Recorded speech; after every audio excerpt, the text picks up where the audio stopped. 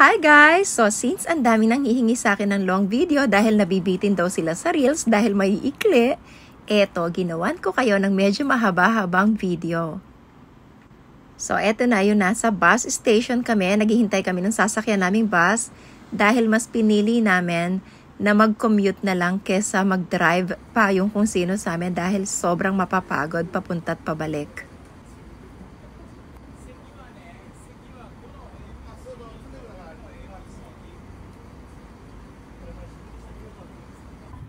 So, ayan si En, medyo maligalig nung una. Pero later, ayan, nakikipaglaro na siya sa mga tito niya.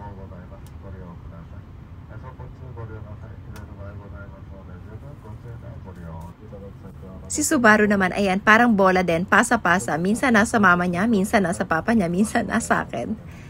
And ayan, katabi ko sa upuan yung kapatid ni daughter-in-law na talagang pinangarap makarating ng Philippines.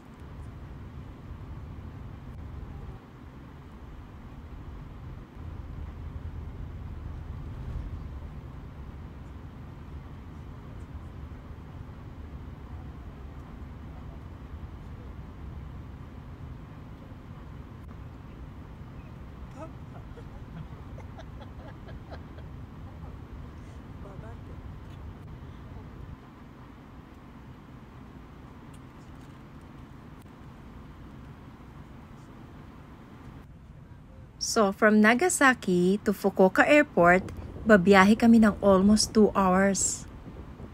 And nakatulog na nga yung mga kasama ko dito sa bus. Ayan, pati si Subaru, himbing na himbing ang tulog ng baby, oh.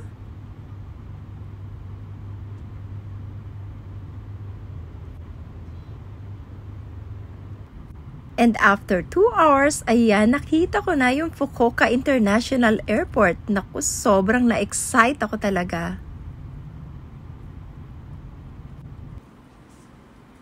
And 3 hours before nung flight namin, dumating kami sa airport, ang dami-dami nang nakapila talaga. So, nag-start na rin kaming makipila para makapag-check-in agad. And ayan na yung aming sasakyang eroplano.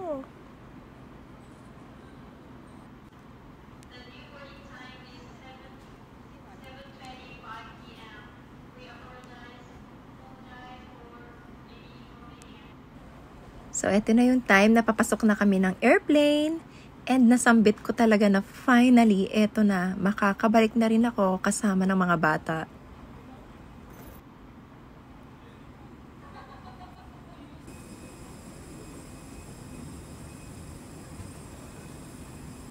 Si En nung una ayaw pa umupo sa sarili niyang upuan dahil natatakot daw siya.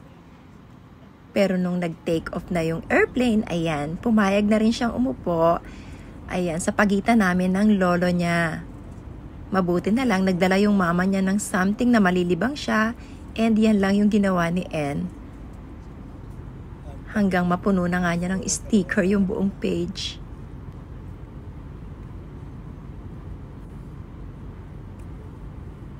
Mabuti na lang, nung dumilim sa loob ng airplane, ayan, nakatulog naman si En. Malapit na kami nito sa Philippines.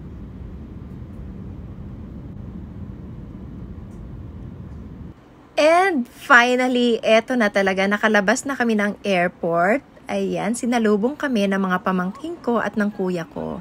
Sobrang excited ako talaga. Ayan, lumulundag-lundag pa nga.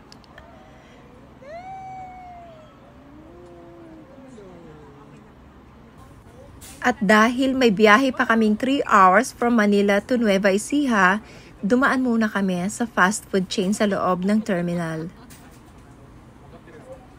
Since wala pa kaming pera that time, wala kaming peso, binigyan sila ng daddy nila ng pera pambili ng kanilang pagkain. Hinayaan ko silang magbayad para, ayan, malaman nila yung value ng pera natin.